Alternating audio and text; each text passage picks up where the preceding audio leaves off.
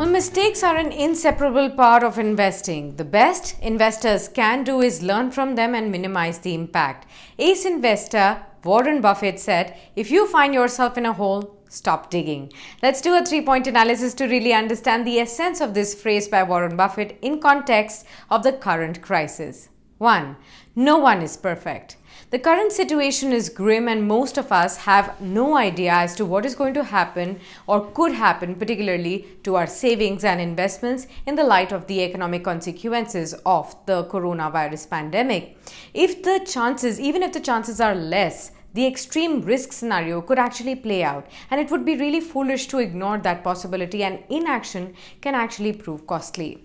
Now, in his 2014 letter to the shareholders, Warren Buffett was discussing the risks and dangers of climate change, and to deal with the situation, he suggested if an ark may be essential for survival, begin building it today, no matter how cloudless the skies appear. Investors can really take a cue from Buffett's suggestion and build enough for survival. While returns are essential in the long run, survival in the near term should be important priority for investors, and efforts should be made to avoid mistakes.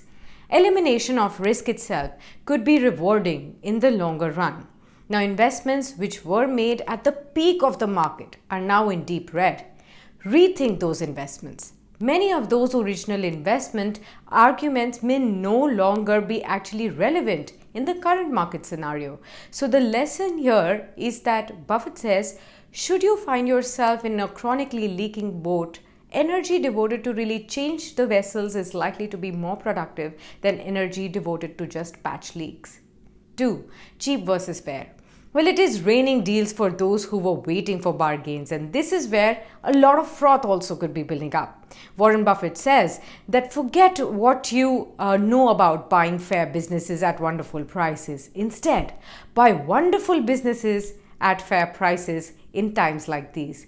Back in 1989, Warren Buffett invested in a US Air where the airline stocks were actually in fashion that time. He bought it thinking that as the security, its preferred stocks offered a dividend yield of close to 9% with a clause of mandatory redemption or conversion at higher prices in the future. Unfortunately, it turned out to be a big mistake as the company incurred losses and entered bankruptcy.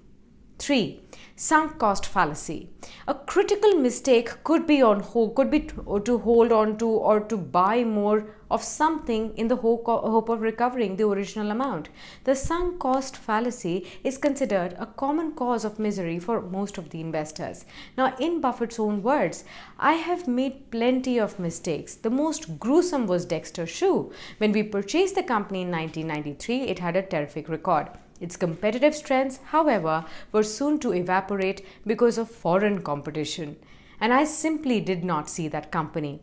Consequently, Berkshire paid $433 million for Dexter, and rather promptly, its value went to zero. Commenting about what he missed, he said, "A truly great business must have an enduring moat that protects excellent returns on invested capital." Now, we all make mistakes. If you cannot make mistakes, you cannot make decisions, said Warren Buffett. Now, the main learning is that mistakes and investments are not separable.